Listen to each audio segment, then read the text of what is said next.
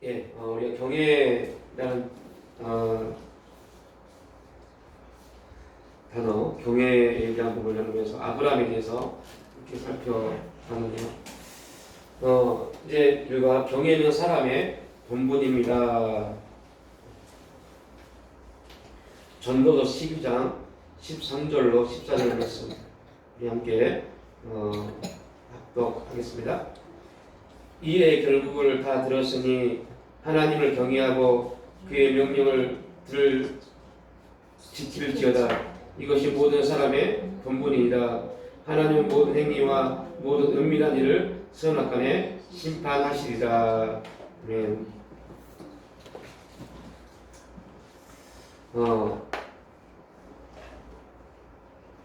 금요일에 잠깐 나눴던 얘기지만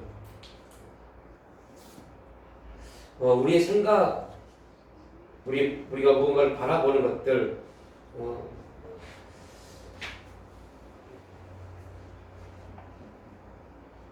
생각의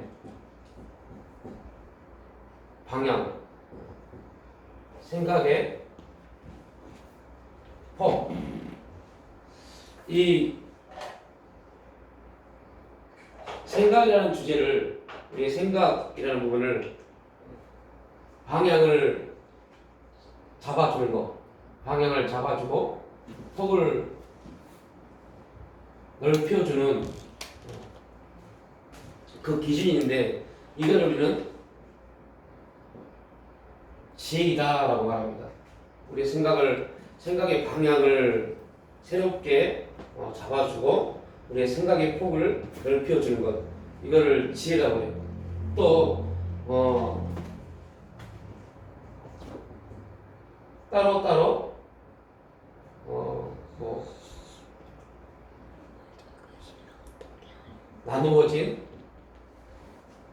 따로따로 나누어진 생각을 연결해주는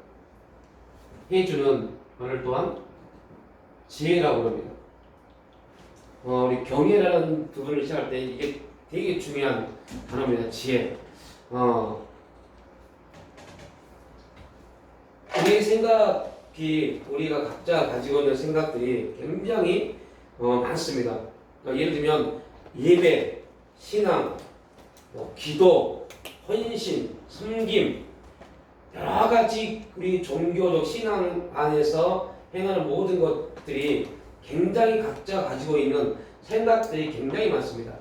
그 생각들의 방향을 잡아주고 생각의 폭을 넓혀주는 게 지혜입니다. 또한 그 생각들이 다 따로따로 나뉘어져 있습니다.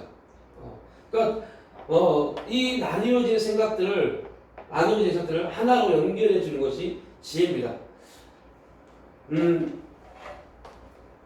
우리 생각이, 나뉘어진 생각이 하나로 연결되지, 하나의 관점에 연결되지 않으면 우리에게는 어떤 능력도 나타나지 못할 수가 있어요. 근데 지혜는 이렇게 따로따로 나뉘어진 그 생각들을요, 연결해 줍니다. 그래서 그 연결을 통해서 엄청난 폭발력 있는 그러한 일들을 우리에게 나타냅니다. 이런 생각과 생각이 연결되지만 전혀 새로운 또 개념이 우리에게 나옵니다. 그러니까 여러분들 공동체 안에서 여러 말들이 나옵니다. 여러 말들이 나올 수밖에 없죠. 각각 다른 생각을 가지고 있기 때문에 그 여러 가지 말들이 나왔을 때 목회자가, 또 리더자가 그 가정에 가장이, 부모가 그 여러 가지 생각들을 연결시켜주지 못하면요, 그 공동체는 무너집니다.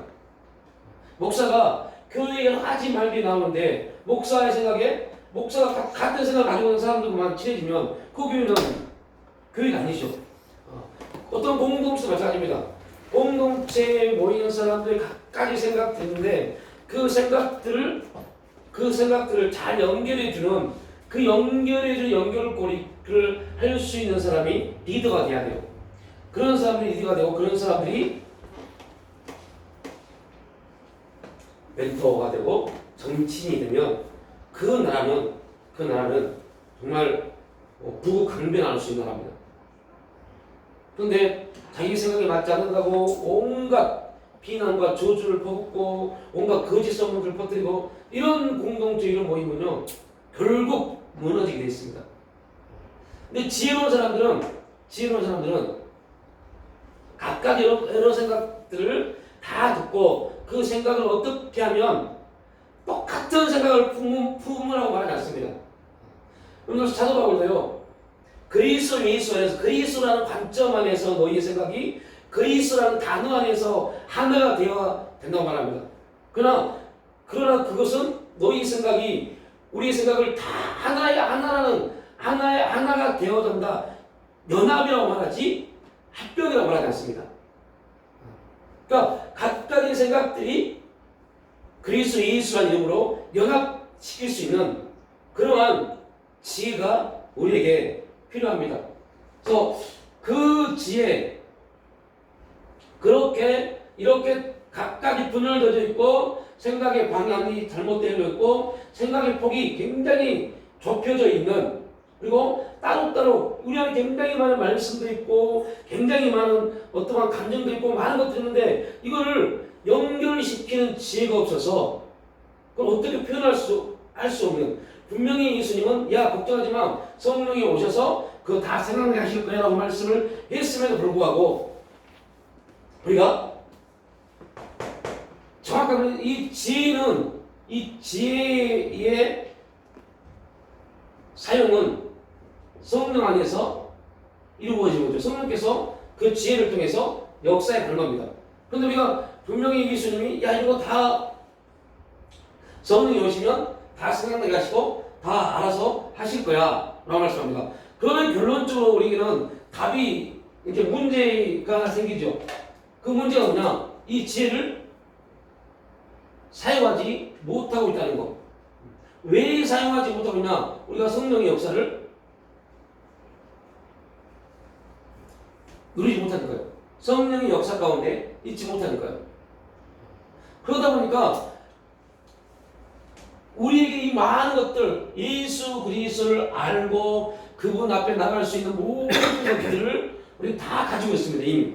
이미 다 가지고 있음에도 불구하고 지혜가 없어서 이거를 사용하지 못하는 겁니다. 그러면 어떻게 지혜를 사용할 수 있냐? 구하면 돼요. 근데 그 구함이 누구를 통해서요? 성령을 통해서 나타나게 되었습니다. 문제는 우리가 이 성령에 대한 무지와 오해로 인해서 성령을 통해서 이 지혜를 활용하고 있지 못한다는 거죠. 그 이유는 여러 가지일 겁니다. 이 여러 가지입니다. 그 부분은 오늘 설명할 부분이 아니기 때문에 일단 넘어가고 그러니까 이제 이 기준을 꼭 가지고 계십시오. 지혜가 우리에게 필요합니다. 이 지혜가 하나님을 경외하는 데 있어서 굉장히 중요한 원리를 갖습니다. 지혜롭지 못하면 우리가 이해되지 않는 것 때문에 낙심하고 절망합니다. 다시 말하면 우리 아브라함을 공부했지만 아브라함이 75세에 불운을 받고 100세에 자녀를 낳고 이 과정 속에서 많은 넘어짐과 실수와 또 순종을 통해서 그의 생각의 방향이 잡혀집니다. 아, 하나님이 어떠한 분이시구나. 그리고 생각의 폭이 굉장히 넓어집니다. 아, 하나님의 역사가 이렇구나. 그리고 따로따로 나뉘어진 생각들이 이제 연결되어집니다. 그래서 그는 이 사건을 통해서 뭘 가지? 하나님에 대한 확신을 갖습니다. 그래서 하나님이 이제 이 확신이 딱 든 그때 하나님이 아브라함에게 물어봅니다. 아브라함아, 너 독자 이삭을 바칠 수 있겠니? 아브라함은 거기에 대해서 아니요, 어떻게 하지? 말하지 않습니다. 이미 그의 생각의 방향은 하나님으로 잡혀 있습니다. 이미 그의 생각 폭은 하나님을 품을 수 있는 그 생각이 되어버린 겁니다. 따로따로 나뉘어졌던 생각들이 하나님이시라면 하나님은 절대로 우리에게 뭐한다? 손해를 끼치지 아니하신다. 어떠한 이러한 경우에 하나님은 당신의 약속을 지키신다. 그러니까 이 과정은 따로따로 나뉘어진 거. 예를 들면 자녀의 문제, 그죠? 자녀의 문제 있었고 또 복의 문제 또 있었습니다. 복의 문제. 이렇게 아브라함은 따로따로 나뉘어지는 생각했어요. 복은 받았어요. 재산이 풍성히 있고 복은 받았어요. 그래서 그런데 이 복은 받았는데 자녀에 대한 문제가 생깁니다. 그런데 하나님은 복도 주시고 자녀도 주시는 이 모든 것들이 하나님은 언약이라는 하나님의 하나의 단어 안에 다 들어있습니다. 근데 아브라함은 이 과정 속에서 이삭을 낳고 이 과정 속에서 이거 따로따로 생각을 가지고 있었어요. 그런데 이제 이 과정을 통해서 넘어지고 쓰러지고 실패하고 순종하고 이런 모든 과정을 통해서 아브라함이 지혜가 생긴 겁니다. 이게 따로따로가 아니라 하나이구나. 하나님의 언약이구나. 언약은 그 언약 안에서는 복도 이루어지고 자녀의 일도 이루어지구나. 이런 부분을 알게 됩니다. 그래서 그런 이 부분이 다 이해가 되어지고 알아지게 되죠. 인간적으로 보면 이해할 수 없고 받아들일 수 없는 이삭의 문제를 아브라함은요 한마디 대꾸도 하지 않고 순종합니다. 분명히 여러분들 그의 생각의 방향이 잘못되어 있었고 생각의 폭이 좁았을 때는 이렇게 말합니다. 하나님 우리에게 우사가 없으니까 저 엘리에셀이 우리의 우사가 될 겁니다 라고 말합니다. 하나님이 아니야, 그이가 너의 우사가 되지 않아. 네 씨로 말미암아 후사가 될 거야. 그랬을 때 생각의 폭이 좁으니까 어때요? 아브라함의 씨 그리고 사라가 그러면 나는 안 되니까 하갈을 통해서 생각의 폭이 좁으니까 씨는 내 씨니까 하나님은 그것도 아니야. 그래서 이 폭을 넓으시고 방향을 잡아주십니다. 이 과정이 우리를 어떻게 하냐면 지혜롭게 만드는 겁니다. 그러니까 하나님은 우리에게 여러 가지 환경, 사건, 문제, 고통을 주신 이유는 오늘 말씀의 중심에 우리에게 뭐하며 지혜를 사용할 수 있는 사람을 만들어 가십니다. 그리고 나서 이 과정을 주신 이런 일들을 통해서 우리가 지혜를 활용할 수 있는 사람이 되어졌을 때 그때 하나님은 우리에게 진짜 우리가 할 수 있는 일, 우리가 이 땅에서 해야 될 하나님의 목적을 하나님이 이루어 가십니다.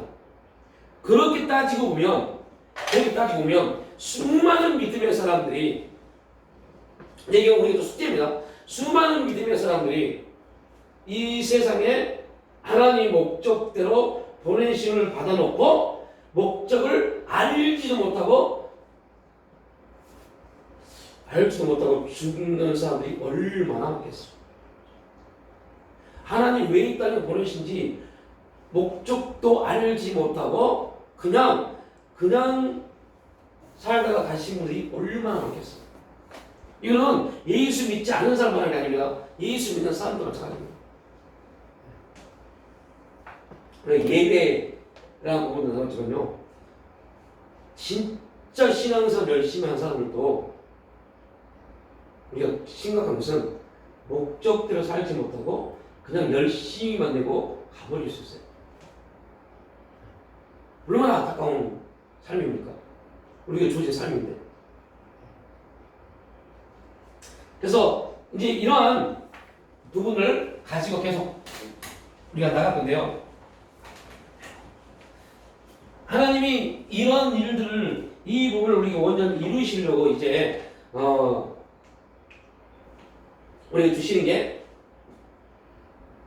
환경, 사건, 문제입니다. 이 부분을 주십니다. 나라는 존재의 삶에 환경, 사건, 문제를 일으키십니다. 그리고 더 중요한 부분이 이 환경, 사건, 문제가 절대 중요하지 않죠. 그럼에도 불구하고 나는 이 환경, 사건, 문제 때문에 되게 힘들어요. 이것 때문에 되게 힘들고 이것 때문에 어떻게 살아야 되나 어떻게 이걸 풀어야 되나 이 문제 때문에 우리는 계속적인 우리의 시간을 허비합니다. 그런데 중요한 것은 이때 하나님은 뭐 하시나? 하나님은 또 내 삶 가운데 뭘 주세요? 말씀을 주십니다. 그러니까 지금 우리 삶에는 하나님의 말씀도 있고 환경, 사건, 문제도 있습니다. 그래서 어떻게 하든 우리는 이제 어느 정도 신앙생활을 하고 하나님을 아는 사람들은 하나님을 경험하고 은혜를 받은 사람들은요, 이 환경, 사건, 문제에 대한 뜻이 뭘까에 대한 고민을 하기 시작합니다. 이걸로 기도하기 시작합니다. 하나님, 이 환경이 있고 이 사건이 있고 이런 문제가 있는데 하나님 이거 뭘까요? 나는 기도를 하기 시작합니다. 이거는 이 정도의 기도만 해도 엄청난 사람들입니다. 이 정도의 기도를 하고 있는 사람들이 있다면 그 분들의 신앙은 엄청난 역사를 나타낼 수 있습니다. 근데 중요한 건 뭐냐면, 그런데 이들의 문제가 또 하나 뭐냐면, 이 환경, 사건, 문제 속에서만 뭔가를 얻으려고 해요. 이게 또 이들의 가장 큰 문제입니다. 그래서 여러분, 어떤 환경에서 이 환경, 사건, 문제 안에는 답이 있다 없다? 없습니다. 없어요. 그럼 뭐 답이 어디 있냐? 이거 말고 하나님이 주신 말씀 안에 답이 있습니다. 그래서 진짜 이제 은혜도 받았고 하나님에 대한 여러 가지 어떠한 확신들, 그 믿음의 확신이 있는 사람들은, 그들은 믿음의 바라봄이 확실한 사람들은 이 환경, 사건, 문제 앞에서 말씀을 찾기 시작합니다. 하나님, 이 환경이 우리 가운데 임했는데 하나님, 이 환경을 이길 수 있는 말씀이 뭡니까? 이 환경을 답을 줄 수 있는 말씀이 뭡니까? 내 방법, 내 뜻, 내 생각이 아닌 하나님 말씀을 통해서 이 환경을 어떻게 내가 이겨갈 수 있습니까? 말씀을 찾기 시작합니다. 그래서 환경, 사건, 문제와 말씀이 만나면 어떤 문제가 생겨요? 내가 변화를 받기 시작합니다. 변화를 받기 시작합니다. 이거는 모든 성경에 나온 주인공들, 우리 믿음의 선배들이 다 이런 과정을 다 거칩니다. 그래서 하나님은 말씀과 이거를 만나게 해요. 만나면 변화가 일어납니다. 변화가 일어납니다. 하나의 변화, 두 개의 변화, 세 개, 네 개, 자꾸 변화의 과정을 경험하다 보면 뭐가 생겼어요? 삶에 대한 지혜가 생기죠. 지혜가 생깁니다. 그 지혜를 다른 말로 표현하면 뭐예요? 그 사람의 경험이라고 해요. 이 경험이 많으면 많을수록 나에게 주어지는 환경, 우리에게는 이번 하나의 환경이 바뀌었다고 해서 그 다음에 환경이 어려운 문제가 사건이 임하지 않냐? 아니잖아요. 계속 환경, 사건, 문제는 계속적으로 우리에게 다가오는 삶의 문제입니다. 그 문제를 어떻게 풀 것인가?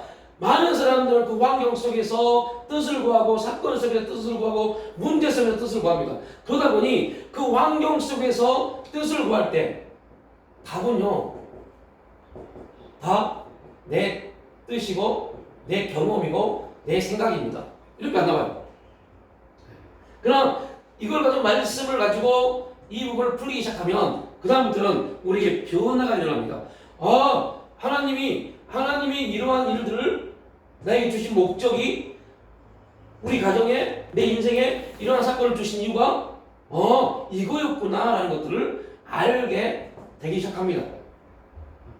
그래야만 그 깨달음이 있어야만이 하나님 그러셨구나, 깨달음이 있어야만이 우리는 뭐 하다고요? 회개를 합니다. 회개를. 그래야만이 이걸 우리는 예배가 형성이 됩니다. 이 예배가 형성되는 사람들이 하나님을 기쁘게 하실 수 있습니다. 이 과정이 우리는 그냥 어떤 사람들은 기본적으로 수많은 사람들은 그냥 남매다. 이것도 안 봅니다. 어려운 환경이 임하고 사건이 임하고 문제가 임하면 하나님 이게 뭐예요? 도대체 진짜 왜 나만 맨날 이래요? 나만 죽도록 고생하고 이렇게 기도합니다. 그러니까 조금 은혜 받은 사람들은 뜻을 구하려고 해요. 뜻을.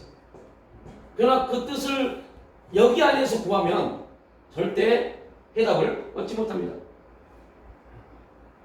그러나 중요한 건 뭐예요? 이 모든 것은 뭐예요? 내 삶입니다.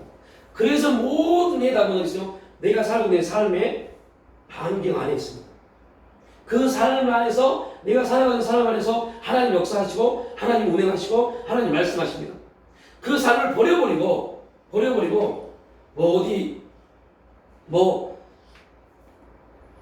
이 삶을 떠나서 다른 삶을 형성하면 될 것처럼 사람들은 생각합니다. 절대 아닙니다.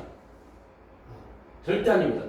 그래서 중세 수도사들이 당신의 삶들을 떠나서 고위험을 하고 수도원에 들어가고 그러나 끝내 그들은 거기에서 아무런 하나님의 뜻을 구하지 못하고 하나님의 음성도 듣지 못합니다. 근데 브라더 로레스 형제나 그런 사람들은 설거지라고 밥을 하면서 하나님 음성을 듣기 시작해요. 자기 삶을 하면서, 삶 속에서. 이거를 지혜라고 해요. 지혜. 우리가 이런 많은 넘어짐과 쓰러짐과 이런 환경들 속에서 하나님의 역사를 경험하고 하나님 은혜를 깨달으면서 우리는 지혜가 풍성한 사람들이 됩니다. 지혜가 뭔가를 말해줄 수 있는 그런 사람들이 되어집니다. 성경적 변화란 말씀과 성령님의 개입으로 인해서 우리의 마음과 생각이 새로워진 것을 말합니다. 그래서 바울은 겉사람이 후피하나 속은 날로 새롭다고 했어요. 이 겉사람이 후피한다 라는 말은 겉사람이 후피한다. 겉사람이 후피한다 라는 말은 로마서 7장을 말씀하고 있습니다. 나이가 들어서 힘이 없고 이 말이 아닙니다. 다른 말로 그러면 예전에는 네가 네 겉사람이 육신이 생각대로 뜻대로 경험대로 다 해봤지, 다 했지. 네 뜻대로 네 생각대로 네 경험대로 해결하려고 발부둥 쳤지. 그렇게 살아왔지. 그런데 이제 어떠한 사람은요, 그리스도 예수 안에 있는 사람들은 네 생각, 네 뜻, 네 경험을 다 내려놓기 때문에 그걸 내려놔야기 때문에 그걸 겉사람이 후편다고 해요. 그래서 로마서 7장에서도 뭐래요? 내 생각과 뜻과 내 경험을 통해서 선한 일을 해보려고 발버둥을 쳤는데 내 안에는 선을 해야 할 능력이 없다고 고백합니다. 이게 겉사람 후편입니다. 그러나 우리의 속사람은 날로 새롭습니다. 우리의 속사람이 날로 새로워져요. 그 말은 다른 말로 표현하면 계속 지혜로워진 겁니다. 하나님을 알아가는 데 있어서 하나님을 만나는 데 있어서 지혜로워집니다. 그 내용을 말씀합니다. 근데 어떻게 할 때 이 일이 벌어져요? 말씀과 환경이 만났을 때요. 그래서 하나님은 계속 환경들을 우리에게 주십니다. 그래서 자꾸 로마서 7장의 고백을 우리도록 하게 합니다. 뭔가를 하고 싶은데 뭔가를 해야 되는데 나에게 정말 능력이 없구나. 이거는 단지 내가 못 배워서 뭘 못해서 능력이 없다 이런 자기 육신적인 그런 후패를 말하는 게 아닙니다. 영적으로 정말로 신앙 안에서 믿음 안에서 내가 정말로 아무것도 아닌 존재임을 하나님 앞에 고백한 부분을 말씀합니다. 그래서 이 새로워진 사건은요, 어떤 일이 벌어지냐면 내 생각과 내 뜻과 내 경험으로 뭔가를 막 하려고 했을 때 인간적인 좋은 방법, 좋은 수단들을 내놓고 열심히 했을 때 뭔가를 할 때는 기분이 좋아요. 될 것 같아요. 그러나 이 결과는 절망이고 낙심입니다. 그때 겉사람의 후패 로마서 7장을 고백하는 사람들은 이것으로 인해서 낙심되고 절망되어진 사람 가운데 낙심하지 않습니다. 왜요? 이미 우리 로마서 7장을 통해서 나는 아무것도 할 수 없는 존재임을 알고 있기 때문에 우리가 그러한 존재가 빨리 돼야 돼요. 빨리 그러한 존재가 돼서 선을 행하고 싶지만 선을 행할 능력이 나에게 없구나. 하나님, 나는 할 수 없습니다. 그래서 성령님의 도우심을 통해서 우리가 성경적인 아까 말했던 성경적인 여러 가지 생각들, 여러 가치들이 성면에서 어떻게 돼요? 서로 연결되어져야 돼요. 연결되어져야 돼요. 그럼 우리 생각이 새롭게 되어집니다. 방향이 새롭게 잡아지게 됩니다. 내 경험과 내 생각과 내 뜻이 아니에요. 하나님을 품으려고 우리 생각이 계속 하나님 뿌리를 내어드립니다. 우리가 보통 많이 말하는 거 잊어버렸어요. 기억이 안 나서요. 이런 부분들은 왜 그러냐면 우리 나이가 들어서 그런 게 아닙니다. 분명 그런 부분들이 있을 수 있어요. 근데 중요한 것은 뭐냐? 이거에 대한 우리가 훈련이 없어서 돼요. 그러니까 많은 사람들에게 제가 이 부분은요 장담할 수 있는 게 예전에 멘토 훈련시킬 때 강의할 때 그때는 뭐 20, 30대부터 70대까지 여러 분들이 보였어요. 멘토들에게. 그래서 그분들이 계속 말합니다. 목요일마다 멘토 훈련하면서 말하는 게 있어요. 그게 뭐냐면 하루에 100번씩 누리십시오. 하루에 100번씩 감사하십시오. 라고 말해요. 그런데 70이 넘고 80이 되신 권사님 또 은퇴 목사님들 하신 분들은 계속 하세요. 근데 30대도요 안 합니다. 그래서 그렇게 말합니다. 목사님 하고 싶은데 막 하고 싶은데 안 돼요. 안 돼요 그래요. 그래서 아니 젊은 사람이 왜 그렇게 까먹어요? 처음에 제가 그렇게 말했어요. 젊은 사람이 왜 그런 거 하냐고. 의지를 가지고 하시라고. 안 된다고. 뭐 하다 보면 잊어버리고 뭐 하다 보면 잊어버리고. 그래서 제가 그분들에게 할 말이 있어요. 뭐를 하려고 하지 말라고. 뭔가를 하려고 하지 말고 그냥 하나님 앞에 하나씩 뭐 하나만 가지고라도 계속 그거 하나만 가지고도 묻는 훈련을 계속 하시라고. 그러다 보면 몸에 뭐가 되면 묻는 습관이 바뀝니다. 습관입니다. 습관. 훈련은 우리에게 뭐를 만들어요? 습관을 만듭니다. 습관을. 훈련하지 않으면 절대 습관은 일어나지 않습니다. 계속적인 훈련은 우리에게 습관을 만들어요. 그리고 그 습관은 우리에게 놀라운 삶의 결과를 나타냅니다. 자, 그렇게 이런 부분들이 우리 가운데 굉장히 필요합니다. 그래서 성령님의 도우심으로 독립되어 있는 성경적 개념들이 서로 연결되어 우리의 생각이 새로워지고 풍요로워지면 이제 그 생각이 우리의 생각이 새로워졌단 말은 무슨 말이에요? 어떤 환경에 있어서 우리 겉사람이 우리의 생각, 우리의 뜻, 우리의 경험대로 바라봤던 관점을 바꾸기 시작합니다. 이걸 새로 봤다고 해요. 그러니까 우리의 삶을 보면, 지금 우리의 삶을 보면 내가 새롭게 되어져 가고 있는지 아닌지를 어떻게 알 수 있어요? 어떤 환경을 바라볼 때 내가 어떠한 관점을 가지고 바라보고 있는지를 보면 금방 알 수 있습니다. 금방 알 수 있어요. 내 관점이, 내가 그걸 바라보는 관점이 이 부분에 놓여 있다면 나는 아직도 변화되어진 부분이 아닌, 새로워진 부분이 아닌 내 육신의 이 습성을 그대로 따르고 있습니다. 여러분, 이게 왜 무섭냐면요. 교회 성도 중에 도둑질하는 성도가 있어요. 도둑질만 해요. 근데 그 사람은 교회에서 도둑질을 하고 있는 모습을 발견했어요. 우리는 이 사람들을 죄인 취급할 겁니다. 그죠? 나쁜 사람. 왜 그런 나쁜 짓을 합니까? 라고 그 사람을 정죄할 겁니다. 근데 성경은요, 그 범죄와 동일하게 무섭을 정도로 똑같은 위치에 놓아 있는 우리 개개인의 한 범죄를 말합니다. 그게 뭐냐? 옛 구습을 쫓는 삶이에요. 옛 구습을 쫓는 삶과 이거 삶과 도둑질하는 것과 동일한 겁니다. 뭐 하는 거예요? 하나님을 멸시하는 겁니다. 내 생각대로 사는 거, 내 뜻대로 사는 거, 내 경험대로 사는 거, 이게 뭐가 문제예요? 근데 문제는 뭐냐? 우리 개인, 우리 윤리적 삶에서는 문제 안 됩니다. 근데 하나님 편에서 보면 이건 하나님을 멸시하는 겁니다. 이제 앞으로 이게 나올 겁니다. 멸시라는 단어가 나올 겁니다.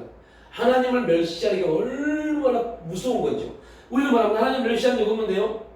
저는 하나님 멸시한 적 없는데요. 우리는 말합니다. 하나님 말씀합니다. 너 네 뜻대로 했잖아. 네 생각대로 움직였잖아. 제가 요즘 이 부분을 저희 어머님한테 이제 뭐 일주일에 한 번씩 전화가 와요. 일주일에 한 번씩 저에게 전화가 와요. 그 전화를 저도 일부러 전화 안 하고 일주일에 한 번씩 전화 오게 해요. 그럼 꼭 전화가 와요. 그 전화 올 때가 어디냐?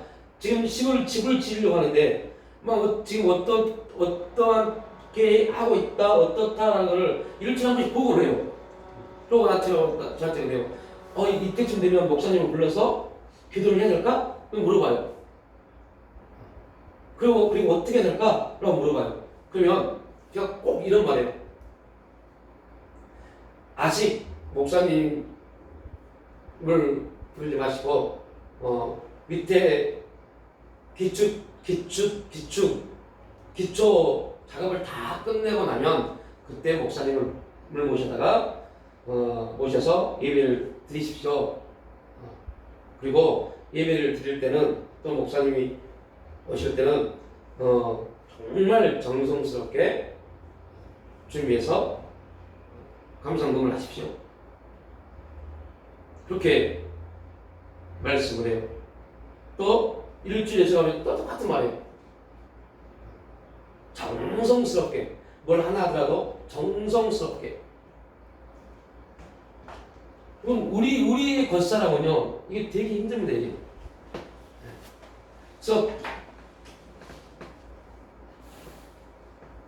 이 부분이 오늘 제가 참 안타까운 부분이 있어요. 어떤 선교사님이 저에게 연락이 왔어요. 목사님 혹시 비타민을 좀 주실 수 있습니까? 라고 물어왔어요. 제가 그 문자를 보고 막 너무 바쁘고 뭐 일이 바빠서 그걸 답장을 못했어요. 그리고 그걸 이제 받았기 때문에 준비를 하고 있었어요. 얼마를 몇 개를 준비해서 드려야 되나 그걸 놓고 기도하면서 있었어요. 근데 하루밖에 안 지났어요. 하루밖에 안 지났는데 갑자기 아침에 문자가 왔어요. 목사님 안 주셔도 돼요. 구입을 할 수 있는 것을 알았습니다. 하고 문자가 왔어요. 그 문자를 받고 굉장히 마음이 괘씸하더라고요. 괘씸하더라고요. 너무 막 상처를 받고 너무 아파서 가슴이 아팠어요. 너무 조급하구나. 또 한편으로 제가 바로 답장을 하지 못한 거에 대해서 너무 죄송했어요. 얼마나 그분도 고민했을 겁니다. 그죠? 왜 하루가 지났는데 답장이 없지? 지금 어려운가 보구나. 여러 가지 고민했을 겁니다. 그래서 부담을 주지 않으려고 그러셨을 겁니다. 그런데 제 입장은 되게 괘씸했어요. 참 그렇구나. 그러면서 제가 그렇게 다짐을 했습니다. 인연을 끊어야겠구나. 이렇게 여유가 없고 이렇게 조급한 분하고는 계속 관계를 맺는 게 별로 안 좋다 하고 그런 생각을 가졌어요. 좀 전까지만 해도 오늘 5시간이만 해도 그렇게 생각했어요. 그러면 이제 그걸 털어버리고 이제 말씀을 준비하려고 올라가서 기도하는데 갑자기 오늘 이 부분을 묵상을 하면서 저에게 주신 분이 뭔가 이걸 놓고 오늘 네가 말해야 될 리가 그건 네 감정이잖아. 네 감정, 네 느낌의 감정. 그러면 우리 느낌의 감정에 충실하면 세상은요 인문학은요 말합니다. 네 감정에 충실하라고요. 그게 얼마나 무서운 건지를 모릅니다. 그게 그 영혼을 지옥으로 보낼 수 있을 정도로 무서운 건데 그걸 모릅니다. 감정에 충실하면 문제는 하나님과 동떨어진 행동을 할 수 있다는 겁니다. 너잖아 너. 그건 네잖아. 네 감정이 그런 거지. 네 감정이 그런 거잖아. 분명히 저희 아내가 저한테 물어봤어요. 그 감정이 느껴졌어? 라고 물어봤어요. 한마디도 안 했어요. 그 감정을 느껴서 말한 게 아니라 그냥 내가 감정이 상했기 때문에. 근데 정확하게 주님이 그걸 찝으세요. 그건 네 감정이잖아. 나는 네가 그런 감정을 갖기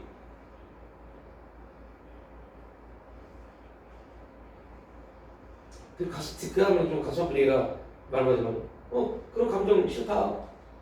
그런 감정 싫다. 네 거잖아. 우리가 살아가면서 그런 감정 갖는 게 뭐가 나쁜 거예요? 내가 기분 나쁜 거 느끼고 뭐가 나쁜 거예요?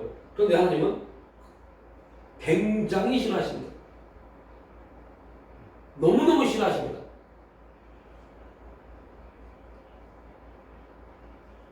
그러니까 이러한 부분들이 이제 우리 가운데 더 해결을 되어야 될 부분입니다. 그래야만 우리가 뭐 할 수 있어요? 하나님을 경외할 수 있는 그 자리에 갑니다. 자, 이제 이런 지금 우리가 쭉 예배라는 공과 오가를 나누었고 경외라는 부분 일과 1번도 못 가고 있습니다 지금. 그런데 너무너무 어려워요. 와 이게 신앙생활 되게 어렵네. 되게 어려운 겁니다.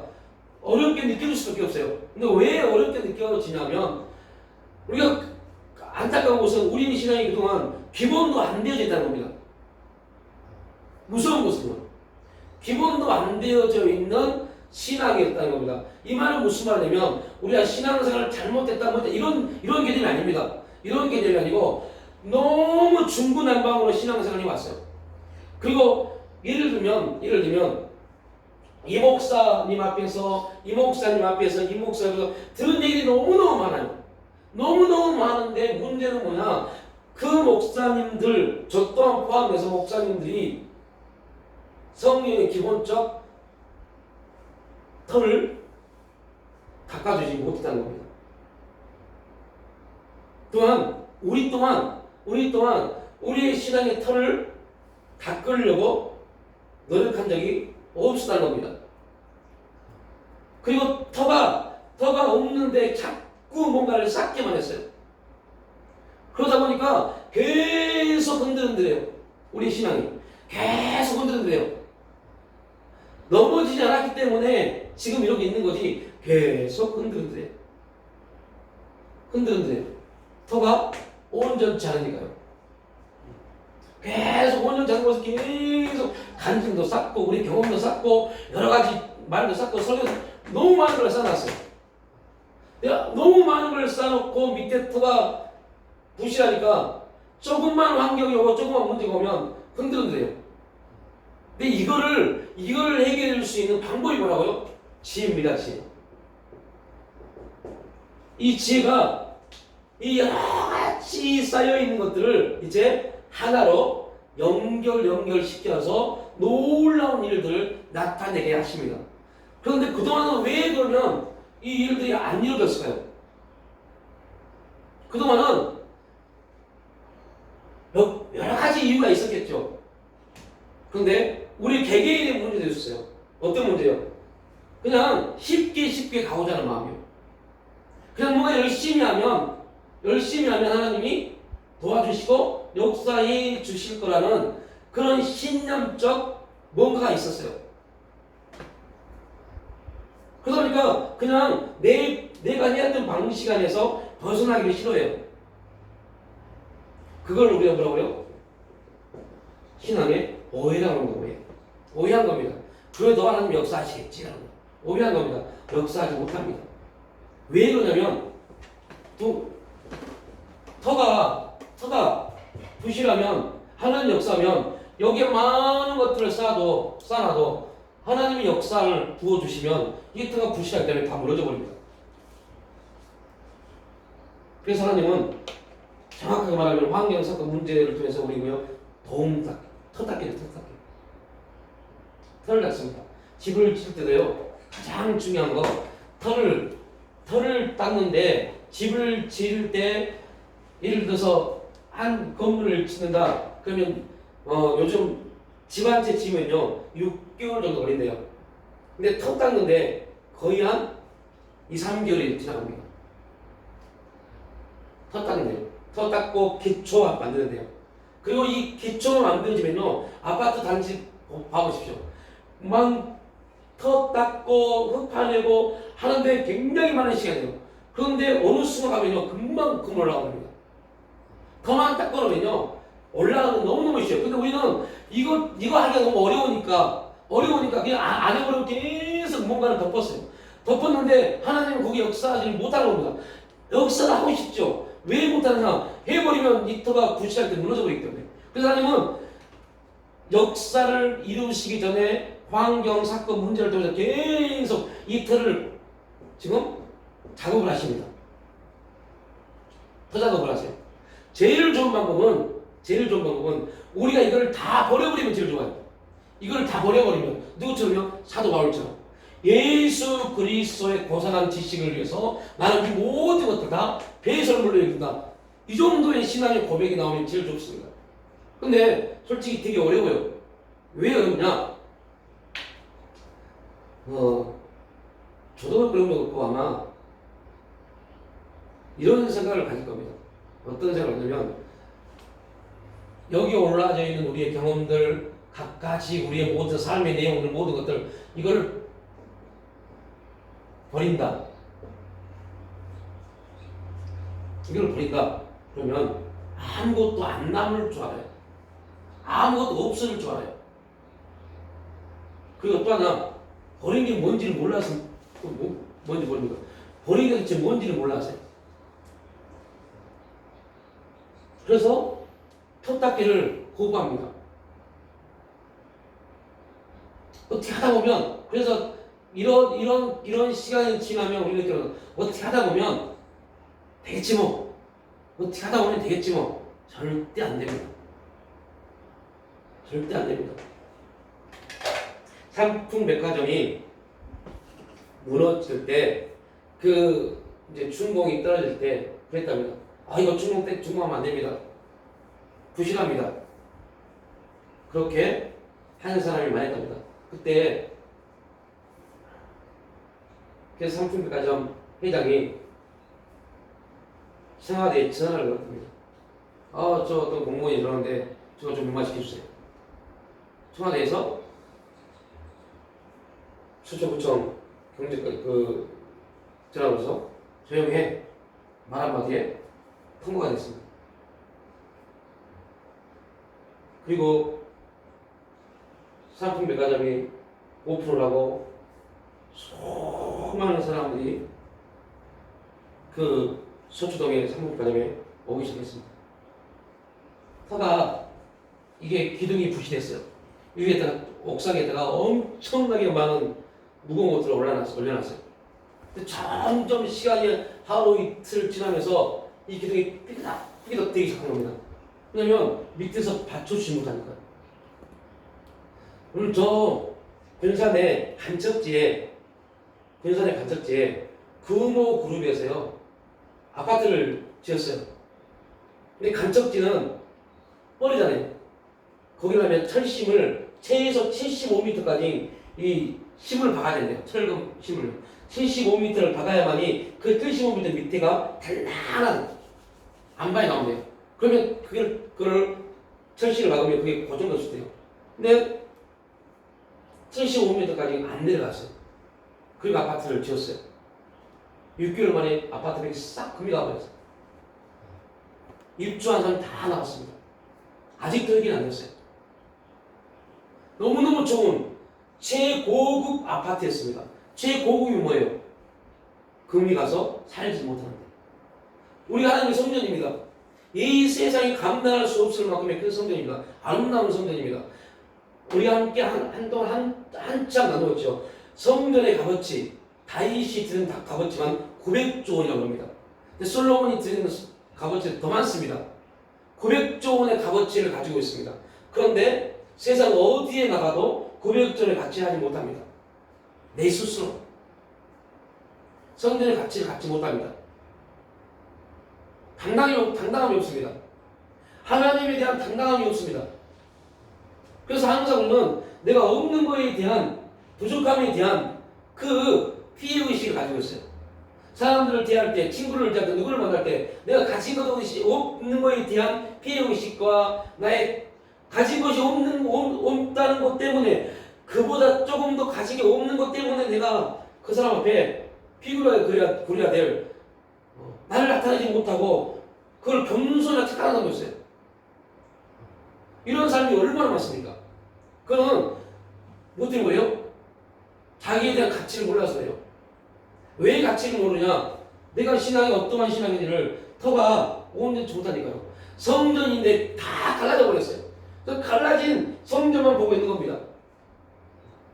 갈라져 있고 무너지는 내 성전을 보니, 나를 보니 내 인생이 참 초라해요. 세상이 나를 무너진 예수를 믿고 몇십 년이 됐고 목사가 됐는데 집안치도 없고 못 없고 그런 갈라진 내 성전을 보면요 되게 초라합니다. 이렇게 살아야 돼, 이렇게 뭐 하는 게 뭐 받는 건가? 이게 뭐지? 그래서 자꾸 하나님이 나를 보는 관점이 아니라 갈라져 있고 무너져 있는 내 관점을 보여주는 모습을 가지고 세상을 통해서 나를 대입을 시켜보니 되게 권력이 없는 겁니다. 스스로 자기의 당당함을 잃어버리는 겁니다. 스스로. 그리고 기도 하나님 뭔가를 채워주시고 뭔가를 해주셔야만 당당하셨죠. 정말 말씀입니다. 제가 거기서 깨달았어요. 저도 그런 게 엄청 많이 했어요. 하나님 제가 좀 나를 말할 수 있는 뭔가를 좀 해주시면 그랬어요. 그러면 당당하게 가서 그런데 돌이켜보니까요 그게 아니더라니까요. 얼마나 하나님 앞에 죄성을 가지고 기도했는지. 제가 여러분에게 이런 말씀입니다. 우리가 감히 기도합시다 했기 때문에 너무 가슴 아팠어요. 하나님이 그런 기도를 거의 1, 2년을 들으신 것 같아요. 가만히 듣다가 얼마나 답답했으면 저기 이렇게 말씀하시더라고요.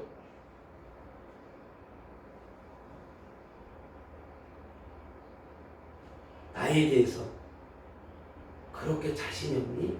라고. 그래서 네 삶에 대한 당당함이 없니? 라고 저에게 질문하시더라고요.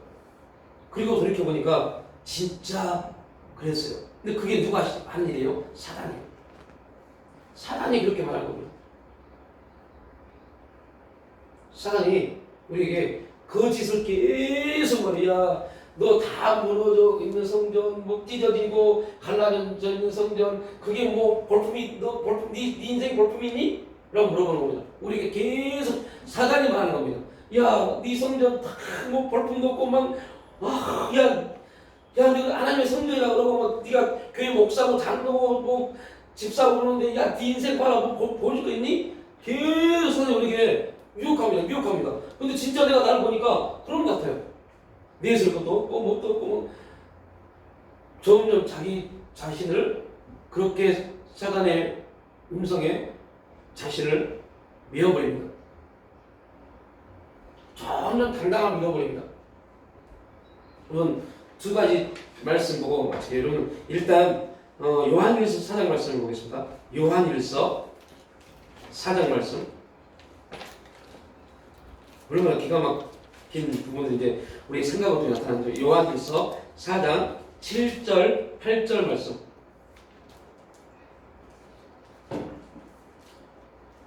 우리 함께 읽습니다. 시작. 사랑하는 자가 우리가 서로 사랑하자. 사랑은 하나님께 속한 것이니 사랑하는 자마다 하나님을 떠나서 하나님을 알고 사랑하지 아니하는 자는 하나님을 알지 못하나니 이는 하나님은 사랑이심이라. 하나님은 누가 그래요? 하나님은 사랑입니다. 자, 이 생각을 잘 가지고 계십시오. 하나님은 사랑입니다. 그 생각을 가지고 그대로 요한복음 8장 말씀 보겠습니다. 요한복음 8장을 보겠습니다. 이제 사단이 이 말씀을 가지고 우리에게 어떠한 거짓을 말하고 우리는 그 거짓에 넘어가는지 요한복음 8장 44절 말씀. 네, 그 다음에 시작. 너희는 너희 아비 마귀에게 샀으니 너희 아비의 욕심대로 너희도 행하고자 하느니라. 그는 처음부터 살인한 자요 진리가 그 속에 없으므로 진리에 서지 못하고 거짓을 말할 때마다 제 것으로 말하는데 이는 그가 거짓말쟁이요 거짓아비가 되었습니다. 자, 우리의 생각이 하나는 첫 번째는 하나님은 누구예요? 사랑이십니다. 하나님은 사랑이십니다. 그런데 두 번째 생각이 있어요. 거짓의 아비 마귀요. 마귀는 거짓의 아비입니다. 이 거짓의 아비가 우리에게 딱 옵니다. 이렇게 말합니다. 야, 하나님은 사랑이시대? 하나님은 사랑이시야 우리 말합니다. 아니야. 그런데 하나님은 너를 사랑하지 않아. 왜 사랑하지 않는 자로? 왜? 네 인생을 봐봐. 네 삶을 봐봐. 하나님 너 사랑하실 것 같아? 라고 말합니다. 하나님은 사랑이십니다. 우리는 이 하나님을 사랑하시다는 걸 가지고 있습니다. 또 우리는 뭘 가지고 있어요? 마귀는 거짓의 아비다. 그런데 사단이 이 두 개를 짬뽕을 시켜버려요. 사단이 짬뽕을 시켜버려요. 뭐라고요? 하나님은 너를 사랑하지 않아. 라고요. 그러면 진짜 이제 성령의 지도와 인도를 받는 사람들, 성령의 지혜를 가지고 있는 사람들은 세 번째 생각, 첫 번째 생각은 하나님은 사랑이시다. 두 번째 생각은 뭐 있어요? 우리 생각 속에 들어있는 거? 마귀는 그것의 아비이다. 그러면 마귀는 첫 번째, 두 번째를 통해서 세 번째 어떤 생각을 가지고 나와요? 하나님 너를 사랑하지 않아. 뭐 때문에요? 네 환경을 봐봐, 네 삶을 봐봐, 네 인생을 봐봐. 네가 하나님 너를 사랑하실 것 같아? 인간적으로 오면 안 할 것 같아요. 그래서 그런가. 그런데 또 하나의 생각. 또 하나의 생각이 그때 들어옵니다. 어떤 생각이요? 하나님을 사랑하시다. 마귀는 거짓의 아비다. 이거를 성령께서 지혜를 통해서 이렇게 연결을 시켜주십니다. 아, 거짓의 아비 마귀가 사랑이신 하나님이 나를 사랑하지 않는다고 미혹하고 있구나. 똑같은 말씀인데 지혜롭지 못한 사람들은 자신을 바라보고 자신의 환경을 바라보고 하나님은 나를 사랑하지 않을 거야 라고 말하는 사람이 있는가 반면에 지혜로운 사람들은 이 사람 마귀가 거짓의 아비 마귀 거짓말쟁이 마귀가 하나님 나를 너무너무 사랑함에도 불구하고 나를 사랑하지 않는다고 나를 미혹하고 있구나. 이게 생각입니다. 이 생각을 우리는 이렇게 나타낼 수 있어요. 첫 번째, 두 번째 이 생각이 세 번째 생각을 통해서 사단의 역사를 통해서 사랑이신 하나님이 너를 사랑하지 않는다라고 마귀의 유혹을 받아서 진짜 하나님 나를 사랑하지 않는 것 같아. 왜요? 내 인생을 보니까 내 삶을 보니까 뭐 된 것도 없고 뭐도 없고 또 없고 하나님 사랑하지 않는 것 같아요. 그래서 하나님이 하나님 나를 사랑하지 않는 것 같아. 저 집사님 저분은 하나님 사랑하신 것 같은데 나는 사랑하지 않는 것 같아. 그렇게 빠져버립니다. 누구의 말이에요? 마귀요. 지혜로운 사람들은 이렇게 말합니다. 저 사람 마귀가 요한복음 8장 44절에서 말씀하고 있는 그 사람이 저 마귀가 하나님이 나를 너무너무 사랑하시는데 내 인생, 내 육신의 관점으로 바라보는 그 관점을 가지고 하나님 나를 사랑하지 않는다고 나를 미혹하고 있구나. 이렇게 지혜로운 사람들은 이렇게 그 말씀을 통해서 새로운 삶의 내용을 만들어갑니다. 완전히 다른 겁니다. 똑같은 요한일서 요한복음 말씀인데 그곳에 사단의 역사에 사단의 미혹을 통해서 하나님은 너를 사랑하지 않아. 똑같습니다. 왜? 네 환경을 봐, 네 삶을 봐. 하나님 말합니다. 나는 네 환경, 네 인생, 네 삶 그거 안 봐. 나는 그냥 너만 봐. 나는 너를 사랑해 그냥. 사단은 야, 네 환경을 봐봐. 너 하는 것 좀 봐. 하나님을 사랑하실 것 같아? 그런데 우리는 그 말이 더 우리 마음에 와닿아요. 맞아요. 왜요? 이게 죄된 인간의 모습이니까요. 이 생각들이 이 일과 첫 번째 생각 하나님을 사랑하시다 두 번째 생각 마귀는 거짓의 아비다 이 두 가지가 세 번째 또 다른 생각의 내용을 만들어갑니다. 그랬을 때 이게 잘 되어진 사람들은 놀라운 하나님의 역사들을 만들어갈 수 있습니다. 이게 잘 안 되는 사람들은 계속 낙심합니다. 계속 절망합니다. 하나님에 대해서 계속 원망하고 불평할 수밖에 없습니다. 계속 안 된다는 말을 할 수밖에 없습니다. 왜요? 사단이 계속 너 안 되잖아. 너 안 되고 있는 거야. 계속 우리를 그렇게 내 삶의 경험을 가지고 계속 너 안 되고 있는 거야. 너 안 되고 있다니까. 너 백날해봐야 되는지 그렇게 우리를 미혹하고 있습니다. 그 미혹을 자기의 생각으로 착각하니까요. 누구의 생각인데요? 마귀의 생각인데. 거짓말쟁이 마귀가 하나님이 너를 사랑하지 않는다는 미혹을 하고 있는데 그거에 자기 생각으로 착각을 해요. 하나님은 살아계십니다. 사랑하는 자들아 우리가 서로 사랑하자. 사랑은 하나님께 속한 것이니 사랑하는 자마다 하나님께보다 하나님을 알고 사랑하지 아니하는 자는 하나님을 알지 못하나니. 우리가 하나님을 알고 있다면, 하나님 만났다면 절대로 하나님은 우리를 사랑하지 않을 수가 없습니다. 하나님을 알았단 말은 무슨 말이에요? 우리 안에 예수 그리스도의 거룩한 피, 예수님의 흔적이 있다는 겁니다. 하나님은 너 열심히 기도하더니 그런 감정이 있네? 이런 거 안 봅니다. 야, 너 열심히 뭐 있네? 이런 거 보자. 이런 것 때문에 우리를 뭐 어떻게 그래서 서론에 제가 말씀드렸죠. 목사가 교회에 여러 가지 생각들 의견들이 나왔을 때 자기에게 도움이 될 것 같고 자기 유익이 될 사람들의 말만 들어서 그 사람들의 의견들을 행한다. 이런 공동체 목사는 거짓 사건 목사입니다. 하나님을 우리가 그렇게 생각하면 절대 안 되는데 사람 마귀는 하나님을 그렇게 우리를 생각하고 만들어버립니다. 내가 그런 생각이 아닙니다. 마귀가 우리를 유혹해서 그렇게 만들어버립니다. 나도 모르는 사이에 그렇게 내가 내 생각을 통해서 하나님을 그러한 존재로 만들어버립니다. 마귀의 유혹인데요. 너 사랑하지 않는 것 같아. 정말 하나님 사랑을 받지 않는 것처럼 느껴버립니다. 누가요? 내 감정이요. 절대 중요하지 않은 내 감정이요. 기분 나빠. 내 감정이요. 하나님 말합니다. 야, 그거 너 그 감정 가지고 청구할 수 있겠어? 라고 물어봅니다. 네 그 생각하고 청구할 수 있겠어?